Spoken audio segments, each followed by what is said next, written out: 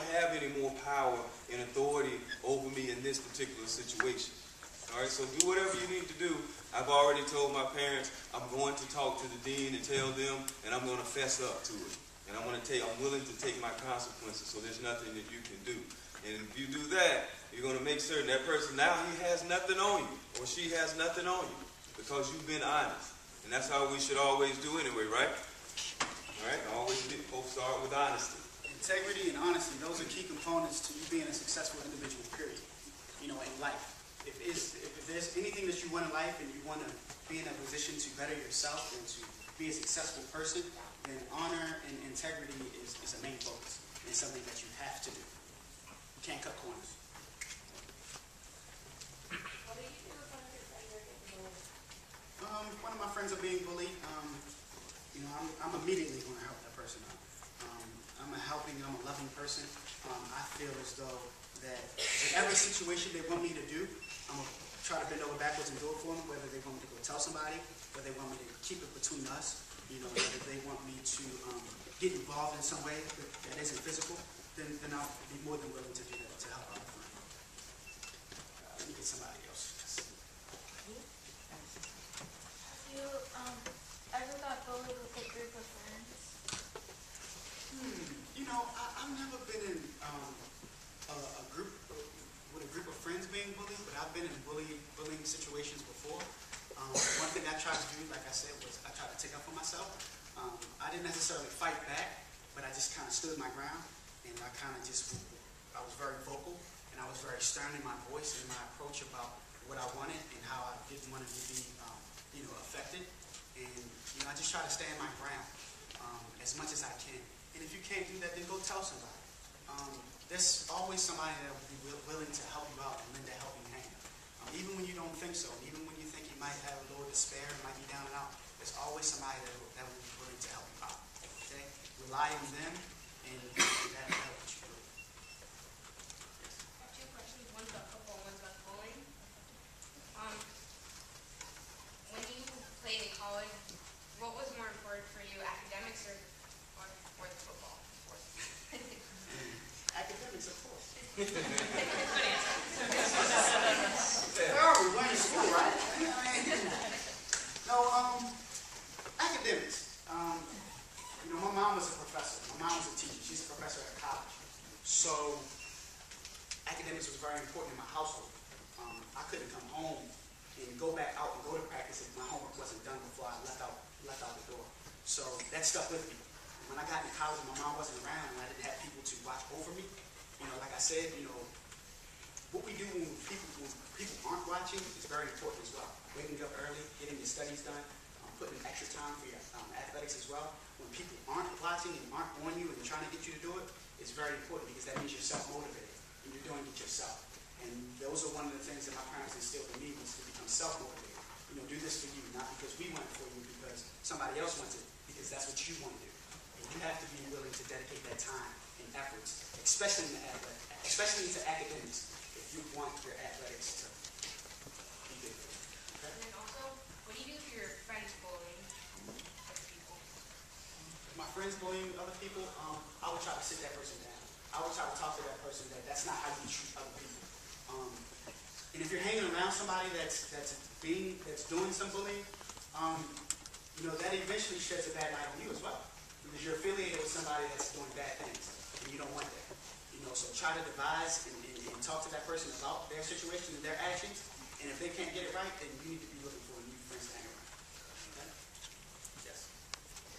What college did you go to? Went to Wake Forest University. Go deep. Yes, young lady. In Wake Forest, did you live in North Carolina with your family? When I was at Wake Forest, I was in college. I left my family in Maryland and I went to college in North Carolina. And I have one more question. Okay, were you in the 5-year program? I graduated in 4.5 years. What was your favorite NFL team you played for? Favorite NFL team I played for was Tennessee Titans. What would you do if you got bullied on the field? if I got bullied on the field, I would probably run over to one of my big fat teammates. And I would have him take us. And I would just hide behind him the whole time. So I would just hide behind one of the defensive linemen, and I'd hide behind one of the offensive linemen. And they would take up for me. And they would take up for me because they were my teammate. And because we're all about a team, correct? Isn't this school a team? Right? So that means that my brother or my sister will be able to look out for me and take up for me. In which they do, in which they did. So I'm saying that to say, if somebody bullies you, your friends, or somebody else, this is your team. This is your home. So you don't let anybody come in and invade this. Okay? Yes. Say if you're in a situation when you're like older, say if the bully has any type of weapon of some sort, what would you do? Get away as fast as you can. Weapons, we're talking about knives, we're talking about guns, we're talking about anything that's sharp or any type of object is very, very serious. Okay? Once we get into that situation, then you're talking about jail. Then you're talking about jail time. Then you're talking about detention center. Then you're talking about being a juvenile. Then you're putting yourself in a situation where you're really going to regret what you're doing.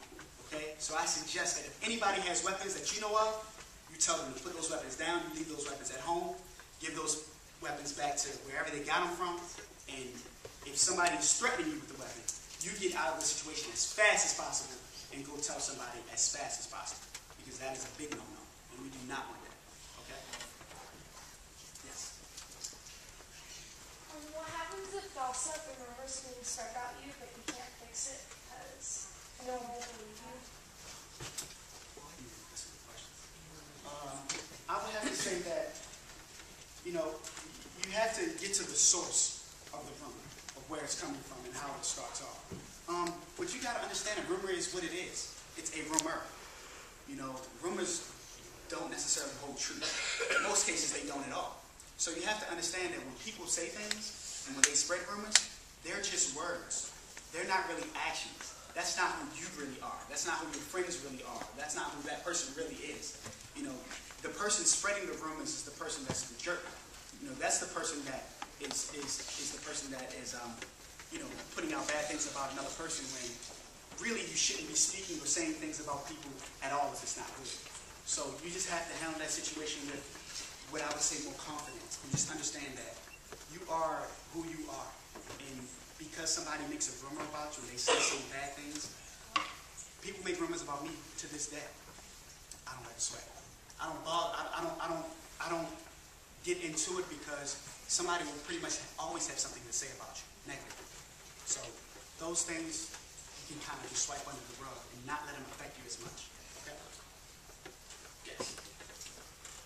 What if you're in college and then people you're being bullied, but then it said they give you a letter saying you can tell people are gonna kill you? I'm gonna be honest with you. Bullying is serious on your guys' level. This age that you guys are at right now and kind of going into high school will probably be the time where you have to face it the most. Once you kind of become an adult and you get to about 17, 18, 19 years old, and that's not an adult yet, but it's close. When you become, older teenager, you'll realize that those cliques will be broken up a little bit. People will be more into just who they are. They won't be worried about what you're doing, or they won't be worried about calling people names and different types of things like that. Those things will kind of start to die off the older you get. But you have to make sure that you're a confident person. You have to be secure within yourself. You have to love yourself. And those things will take care of other saying things about you. Okay? Okay, I want to take about 2 more questions. What was your favorite football team when you were a kid? My favorite football team was when I was a kid, but I would have to say would be the Baltimore Ravens, because that's where I grew up. So I was used to seeing them on TV all the time, and I kind of had a little thing for the Washington Redskins for a second. So I got over that real fast. On all the teams you have you ever been to the Super Bowl? No, I've been to the playoffs 2 or 3 times. I've never been able to make it to the Super Bowl. We got close, and we lost. So that was kind of a bummer. But I love all of my experiences. I wouldn't trade them in for the world. Would I have liked to have gone to a Super Bowl? Of course. Who wouldn't? But, if you make it as far as I've made it, then you're pretty much happy and content with what you've done. You guys have to understand that making it to my level is very, very difficult. You know, you have to have some things fall your way. You have to have some things go your way. You have to be honest. You have to work with integrity. You have to put your academics as well as your athletics neck and neck. You put them neck and neck, and you know, you have to strive to be the best at everything you do, and that's part of being a leader, and that's part of the reason why I'm here talking to you guys today as well. So we'll do one more question. Yes, young lady in the back. As a child, who was your role model? That's a great question. I had several role models. I would think that my closest role models probably had to be my mom and dad. My mom and dad were divorced at a very young age when I was a kid, about 7 or 8 years old. So I went through a period where I didn't see my dad much. My dad didn't have a job. He left my home. He didn't have a job. He didn't have a house. He didn't have anything. My mom had to work 2 jobs. And I watched my mom work 2 jobs and go back to school and work hard for me and my brother. And I watched my dad go from having nothing and working him up to having his own house and to coming back in my life and making sure that he did his part as a dad and taking care of me. So I feel once I saw my parents kind of hit a low point and I saw them work their way back up, I realized at a young age that they were my role models because of the hard work that they put in and the determination that they had. And to get anywhere where you want to go or be, you're going to have hard work and you're going to have determination. And those are 2 skills that you'll have to succeed in life. So I have to say my parents are big role models. And I would say my football role model will probably be Deion Sanders. One more question. Yep. What's your touchdown? Touchdown dance? I don't have a touchdown dance. I'm more humble. I'm more humble than that. I don't do the whole touchdown dance thing. You know,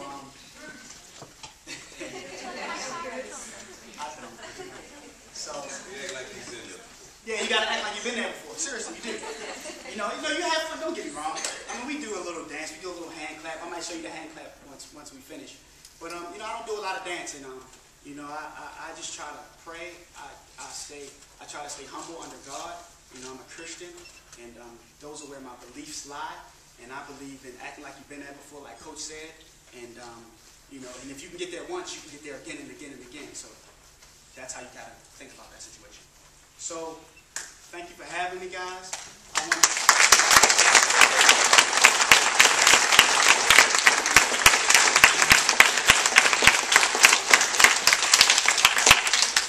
want to thank North Broward Prep for having me and for having me as well as the prevention team come in and speak to you guys about a serious topic that is going to definitely stop in this school. No more bullying. And when you guys leave here, take what I say and what I give you, this message, and put it into your community, put it into your friends and to your family members so that they can operate the same way. Okay? And we'll all have a great community. All right? Love you guys, and thanks for having me. What high school are you going? Right after Election City.